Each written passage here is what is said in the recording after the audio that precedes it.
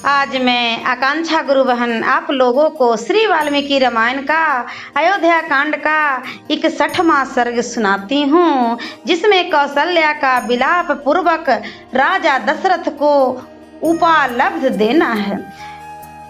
प्रजाजनों को आनंद प्रदान करने वाले पुरुषों में श्रेष्ठ धर्मपरायण श्री राम के वन में चले जाने पर आर्त होकर रोती हुई कौशल्या ने अपने पति से इस प्रकार कहा, महाराज, यद्यपि तीनों लोकों में आपका महान यश फैला हुआ है, सब लोग यही जानते हैं कि रघुकुल नरेश दशरथ बड़े दयालु, उदार और प्रिय वचन बोलने वाले हैं। नरेशों में श्रेष्ठ यारे पुत्र, तथापि आपने इस बात का विचार नहीं किया कि सुख में पले हुए आपके वे दोनों पुत्र सीता के साथ वनवास का कष्ट कैसे सहन कर सकेंगे। वह 16-18 वर्षों की सुकुमारी तरुणी मिथिलेश कुमारी सीता जो सुख भोगने के ही योग्य है, वन में सर्दी गर्मी का दुख कैसे सहेगी। विशाल लोचना सीता सुंदर व्यंजनों से युक्त सुंदर स्वादिष्ट अन्न भोजन करती थी, अब वह जंगल की तिन्नी के चावल का सूखा भात कैसे खाएगी। जो मांगलिक वस्तुओं से संपन्न रहकर सदा गीत और वाद्य की मधुर ध्वनि सुना करती थी, वही जंगल में मांस भक्षी सिंहों का अशोभन यानी अमंगलकारी शब्द कैसे सुन सकेगी। मेरा हृदय निश्चय ही लोहे का बना हुआ है, इसमें संशय नहीं, क्योंकि श्री राम को ना देखने पर भी मेरे इस हृदय के सहस्रों टुकड़े नहीं हो जाते। आपने यह बड़ा ही निर्दयतापूर्ण कर्म किया है कि बिना कुछ सोचे समझे किए मेरे बांधवों को निकाल दिया है, जिसके कारण वे सुख भोगने के योग होने पर भी दीन होकर वन में दौड़ रहे हैं। यदि 15वें वर्ष में श्री रामचंद्र पुनः वनवास से लौटे तो भरत उनके लिए राज्य और खजाना छोड़ देंगे, ऐसी संभावना नहीं दिखाई देती है।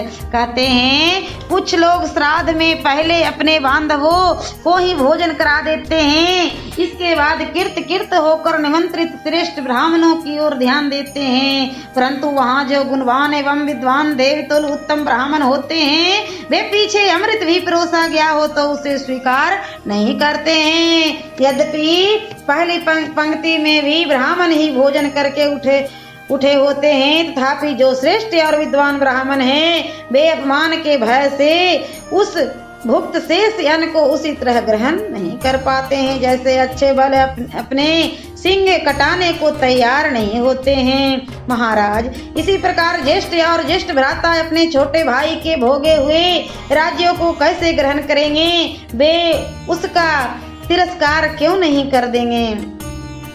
इसी प्रकार निःसार सुरा और भुक्ता विशिष्ट यज्ञ संबंधी सोम रस की भांति इस भोगे हुए राज को श्री राम नहीं ग्रहण कर सकते। समस्त लोग एक साथ होकर यदि महासमर में आ जाए तो भी वे श्री रामचंद्र जी के मन में भय उत्पन्न नहीं कर सकते, तथापि इस तरह राज्य लेने में अधर्म मानकर उन्होंने इस पर अधिकार नहीं किया। जो धर्मात्मा समस्त जगत को धर्म में लगाते हैं, वे स्वयं अधर्म कैसे कर सकते हैं। आपके द्वारा धर्मपरायण पुत्र को देश निकाला दे दिया गया, अतः यह प्रश्न उठता है कि सनातन ऋषियों ने वेद में जिसका साक्षात्कार किया है तथा श्रेष्ठ द्विज जिसे अपने आचरण में लाए हैं, वह धर्म आपकी दृष्टि में सत्य है या नहीं। राजन, नारी के लिए एक सहारा उसका पति है, दूसरा उसका पुत्र तथा तीसरा सहारा उसके पिता भाई आदि बंधु बांधव है, चौथा कोई सहारा उसके लिए नहीं है। इन सहारों में से आप तो मेरे हैं ही नहीं।